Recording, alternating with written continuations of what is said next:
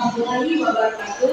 Puji syukur atas kehadiran Allah yang Maha Kuasa karena dengan izin dan kuasa-Nya kita bisa berkumpul pada kesempatan ini untuk mempresentasikan materi kita pada hari ini.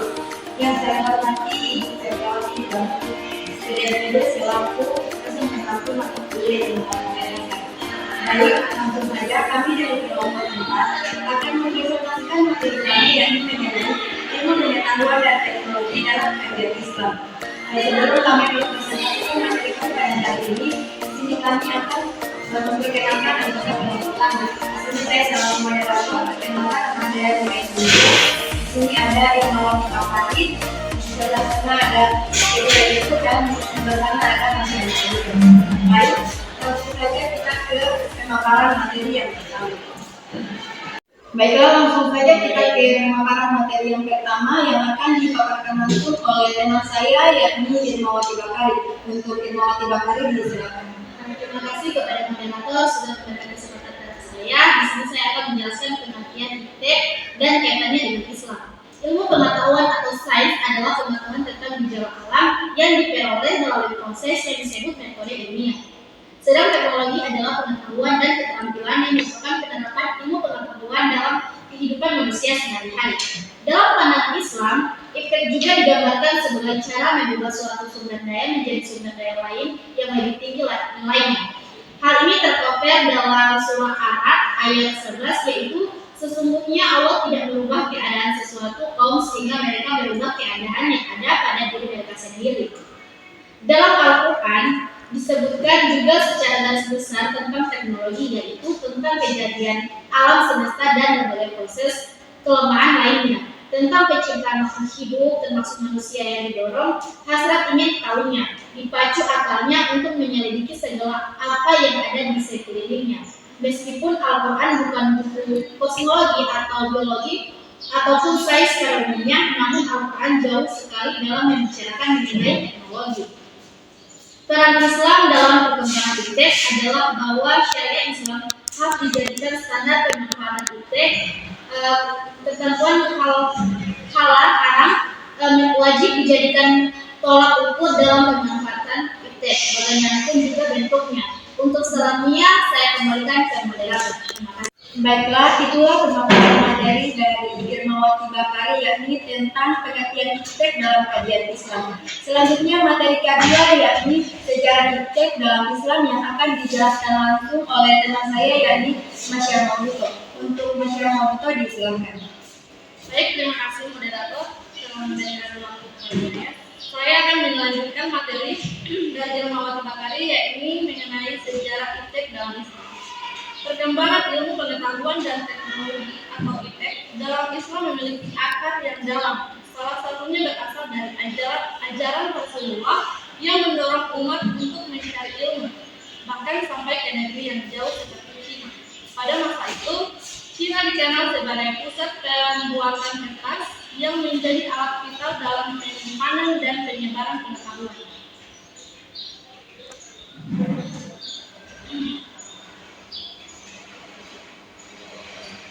Faktor ini yang memicu perkembangan IPTEK dalam Islam adalah kebutuhan praktis dalam menjalankan ibadah. Muslim memerlukan kepastian mengenai arah Ka'bah dan waktu sholat, sehingga perhitungan astronomi menjadi sangat penting.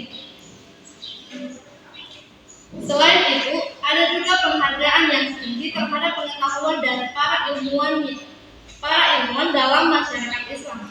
Al-Quran khususnya dalam surat Al-Mujadilah ayat 11 menegaskan bahwa Allah akan meninggikan derajat orang yang beriman dan berilmu.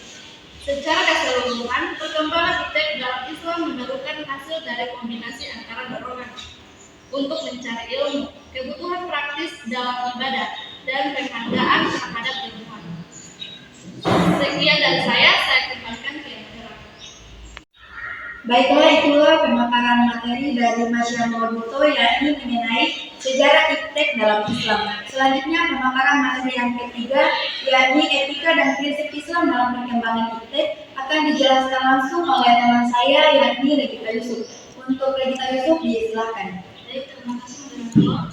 Ini saya akan melanjutkan materi yang dibacakan oleh Masjid Nabuto, yakni etika dan prinsip Islam dalam pengembangan iptek.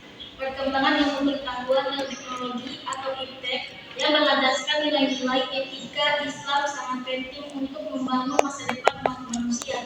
Blueprint yang dihasilkan dari pengembangan ini berfungsi sebagai panduan atau arah bagi umat manusia dalam menghadapi tantangan yang muncul akibat kemajuan iptek. Dalam konteks masyarakat yang semakin pluralistik, muncul berbagai pandangan moral yang berbeda, sehingga diperlukan analisis kritis dalam bidang etika. Contoh konkret bisa dilihat dari isu-isu etika medis seperti aborsi bayi tabung dan cloning. Isu-isu ini membutuhkan pendekatan yang bijak dan mempertimbangkan berbagai prinsip etik moral agar keputusan yang diambil dapat diterima secara luas dan tidak berlawanan dengan nilai etika yang ada. Gelombang modernisasi juga mengubah cara berpikir masyarakat yang melalui berbagai aspek kehidupan sehari-hari, termasuk cara berpakaian dan kebutuhan fasilitas hidup.